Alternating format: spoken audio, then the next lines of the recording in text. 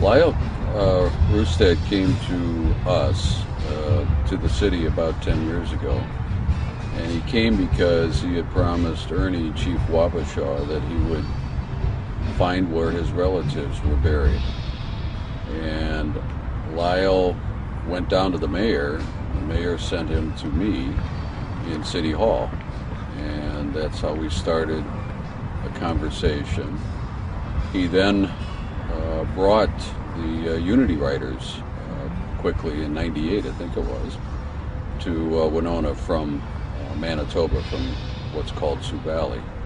And we took the Unity Writers across the Mississippi. It was their ancestral home. They had heard about the river. They had never been there. They had never been allowed to be there.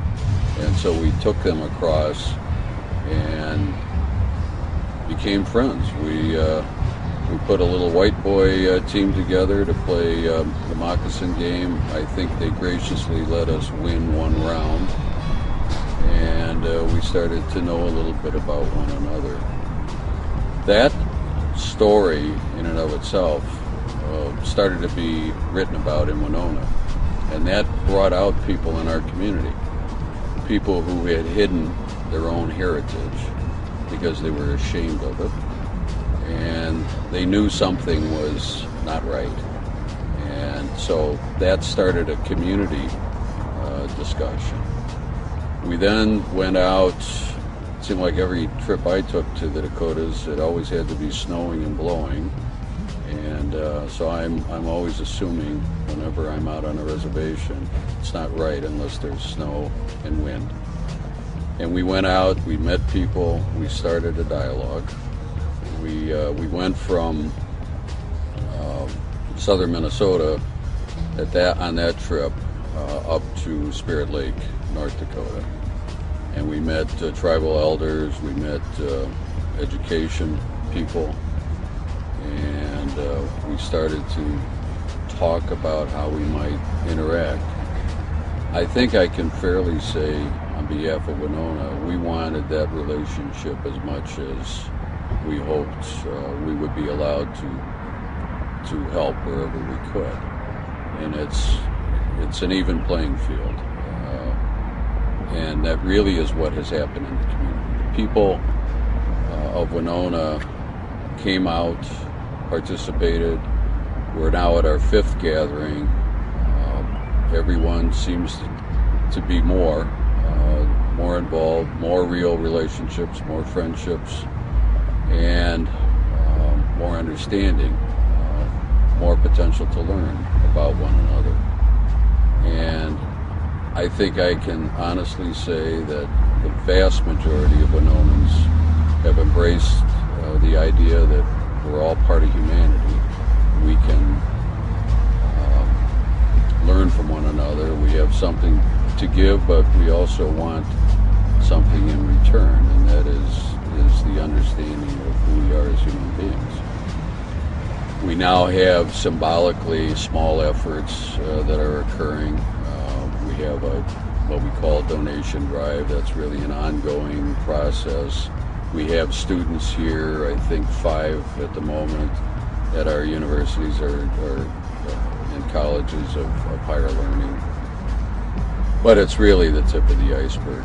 As many of the Dakota elders have said, even during this gathering, we have to help ourselves. I mean, you're not going to do everything for us. We don't want to do everything for the Dakota people. We'd like to be part of their lives where we can help. I'm an old city manager. I like sewer and water projects. The things that the Romans understood as pretty significant to quality of life, as we use that term today. And so where we can help, where we have expertise, where we have knowledge, those are the kinds of things we like to do. But in return, we want to help people feel like they're welcome back on their homeland and come and participate with us and help us grow our knowledge of our area, who were the people that were here first. understand why we're here, and have our little piece of I think, growing world understanding of peace.